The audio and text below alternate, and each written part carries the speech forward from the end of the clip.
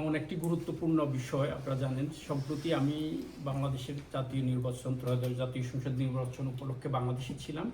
এই সময় দেখলাম যে কিছু কিছু সামাজিক যোগাযোগ মাধ্যম এবং দুই একটা অনলাইন পোর্টাল এবং একটা কমিউনিটি মিডিয়ায় দুই একটা পত্রিকায় আমার বিরুদ্ধে অপপ্রচার এবং যা সত্যের সাথে অপলাপ, বাস্তবে যে ঘটনাটি ঘটেছিল তাই আমি এখন আপনাদের কাছে উত্থাপন করব। আপনারা জানেন 2020 সালের মার্চের 19 তারিখে আমেরিকার লকডাউন শুরু হয়। লকডাউন শুরুর পরে আপনারা জানেন মানব সভ্যতা একটা চ্যালেঞ্জের মুখে পড়েছিল। সেই চ্যালেঞ্জকে মোকাবিলা করে মানব সভ্যতা আমরা ধরে রাখতেই সক্ষম হয়েছিলাম। পৃথিবীর দেশে দেশে সরকার এবং পাবলিক পার্টনারশিপের অংশীদারিত্বের ভিত্তিতেই আপনি জানেন যে মানব সভ্যতার যে চ্যালেঞ্জটা সেটাকে আমরা মোকাবেলা করে সেটাকে আমরা অনেকটা নিয়ন্ত্রণ করতে পেরেছিলাম। পরে অংশ বিশেষ আপনি জানেন মার্চ থেকেই এখানে আমাদের কমিউনিটির হাজার হাজার আমাদের নিউ ইমিগ্রেন্ট যারা এসেছিল এসেই লকডাউনের শিকার হয়েছিল। একদিনও কাজ করতে পারেনি, বাসার সমস্যা, আর্থিক সমস্যা। আমি 20 মার্চের লকডাউনের 24 তারিখ থেকে আমি তখন ঘরে ঘরে গিয়ে এই যে নিউ ইমিগ্রেন্টদেরকে যতটুকু সম্ভব 500, 300, 400, 200, ইভেন $100 দিয়েছি। এইভাবে প্রতিটি ঘরে ঘরে গিয়ে আমি এই চেষ্টাটা করেছি। এরপরে ছিল খাদ্য সংকট। সেপ্টেম্বরের কোনো এক সময় আমাদের কমিউনিটির হিউজ বিভিন্ন কমিউনিটি, বিশেষ করে আমি বাংলাদেশি কমিউনিটির প্রায় 218টা পরিবার, 236টা পরিবার, নিহত পরিবারের স্বজনদেরকে আমি প্রত্যেক পরিবারকে $500 করে দিয়েছি। এইভাবে যতটুকু সম্ভব হয়েছে আমি তখন আমার কাছে যে সাশ্রয়ী, আমি চিন্তা করছি যদি আজকে মরে যাই এই টাকা কী করব। সো আমি এটা দেওয়া শুরু করে দিয়েছিলাম। আমার বিরুদ্ধে আলোচ্য যে অভিযোগটা, এটা হলো 2023 সালে, এটা হলো নিউ ইয়র্ক স্টেটের একটা রিজালিয়ান গ্র্যান্ট বলে। এটা যেসব ব্যবসা করোনার কারণে ক্ষতিগ্রস্ত হয়েছে এসব ব্যবসাকে দেওয়া হয়েছিল। আপনারা জানেন আমার মাল্টিপল ব্যবসা এখানে ছিল। আমার জ্যাকসন হাইটে 74 স্ট্রিট একটা সাবওয়ে রেস্টুরেন্ট ছিল। এই করোনার কারণে ওই সাবওয়ে রেস্টুরেন্টটা বন্ধ হয়ে গিয়েছিল। এরপরে আমার রিয়েল এস্টেট অফিস জ্যাকসন হাইটে এবং ব্রুকলিনে আর একটা অফিস বিশেষ করে করোনার কারণে অপারেশন করতে পারিনি। So definitely I am affected for the corona. So আমার এক ব্যবসায়িক পার্টনার বললো যে নিউ ইয়র্ক স্টেটের এই সুযোগটা আছে, ওরাও এটা নিয়েছে। সো আমাকে জ্যাকসনের একটা আমার সিপিও সেও ছিল না, একটা সিপিও অফিসে নিয়ে যায় বলে যে এটা গ্র্যান্ড, ব্যবসা যেহেতু অ্যাফেক্টেড আপনি এটা নিতে পারেন। সো আমি সব ব্যবসার নামে মোরাললেস অ্যারাউন্ড 2 লাখ সামথিং এখানে আমার অ্যাকাউন্টে গ্র্যান্টটা আসে। এই গ্র্যান্টটা নেওয়ার একটা কন্ডিশন ছিল, আপনি যেই খাতে এই গ্র্যান্টটা খরচ করতে পারবেন সেটা ছিল commercial grant, commercial mortgage, commercial bill, payroll tax, such and such. So আমি সব কিছুই কোয়ালিফাই করি। যেমন 2023, 24, 25 এই 3 বছরে আমি পেরোল ট্যাক্স দিয়েছি আমার অফিসিয়ালি মোরাললেস $9 মিলিয়ন পেরোল ট্যাক্স আমি পে করেছি। এরপরে আমার কমার্শিয়াল 2টা প্রপার্টির মর্গেজ আছে, আমার কমার্শিয়াল অফিস রেন্ট পে করেছি।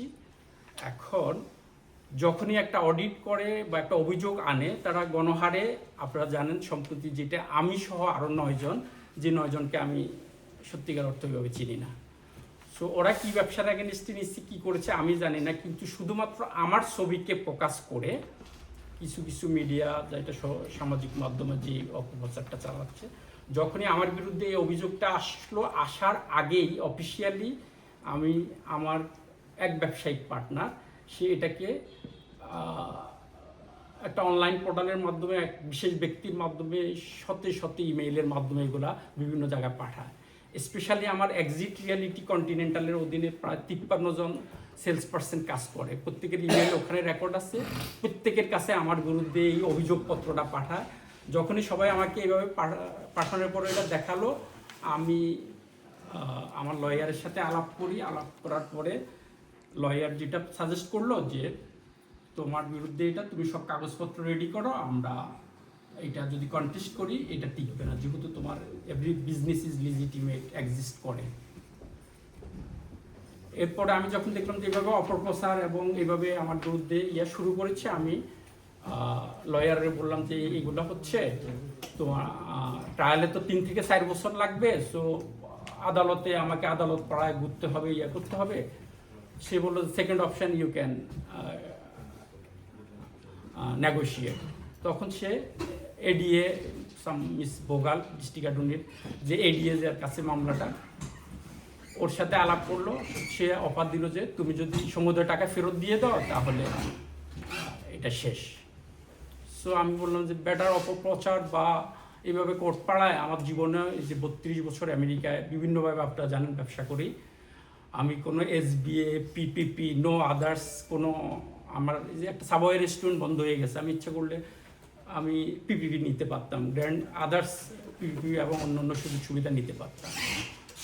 একটা টক শোতে আমি টাইম টেলিভিশনে আসছিলাম, এক ভদ্রলোক আমাকে বললো যে আপনি এই টাকার লোভ সামলাতে পারেন না, কীভাবে বুঝলাম, এরকম প্রশ্ন করেছিল। এখন প্রত্যেকটা ব্যতিক্রম, যেহেতু এটা আমার ইচ্ছা ছিল না, আমার পার্টনার এখানে এই টাকাটা নেওয়ার জন্য উদ্বুদ্ধ করছে, এবং করোনাকালীন আপনারা জানান যে কী পরিমাণ আমি সহযোগিতা করেছিলাম।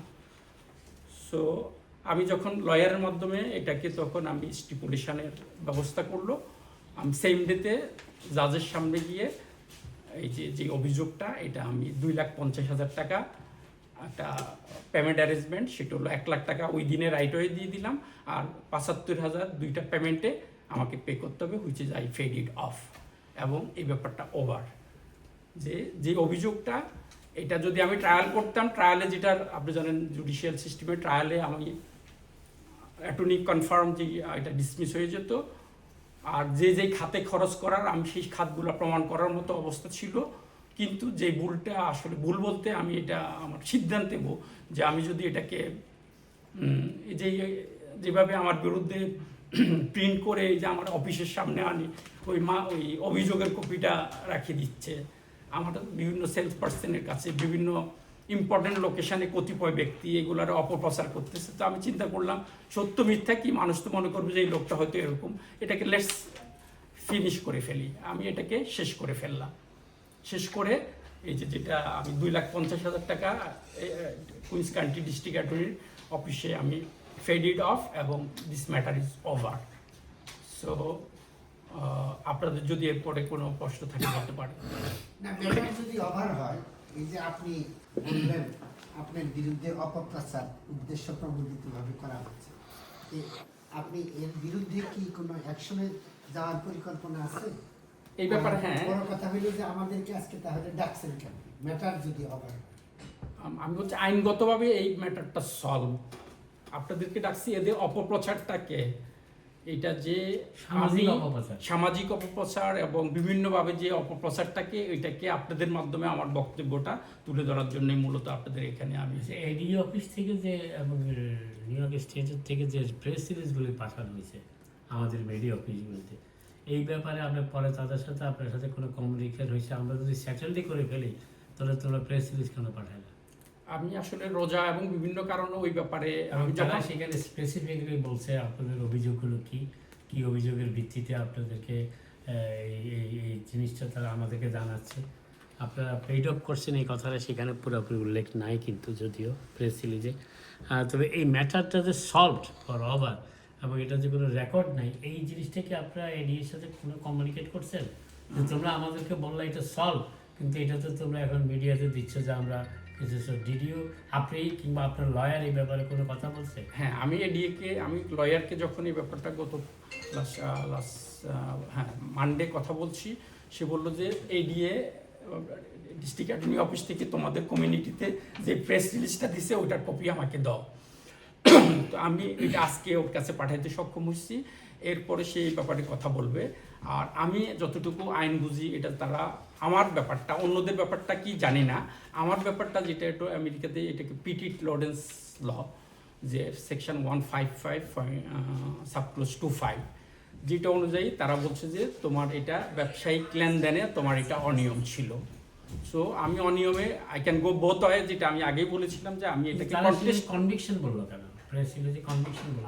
এখানে কোনো যখনই আপনি স্টিপুলেশন করে ফেলেন তার they may make mistakes. So okay, সেই মিস্টেকটা তো কারেক্ট করে একটা জিনিস আসা উচিত যদি আপনি সামাজিকভাবে এটা উদ্ধার করতে চান। হ্যাঁ, অবশ্যই আমি আমার লয়ারের মাধ্যমে সেটা ডিস্ট্রিক্ট অ্যাটর্নি যেটা বলছে উই আর এ অ্যাকিউজ, যেহেতু তাদের সাথে আমাদের আমার পার্সোনালি আমার স্টিপুলেশন হয়েছে এবং আমি যে জিনিসটাকে বলছি যে ওভার। স্টিপুলেশন কি ফর্মালি হয়েছে নাকি ইনফরমালি?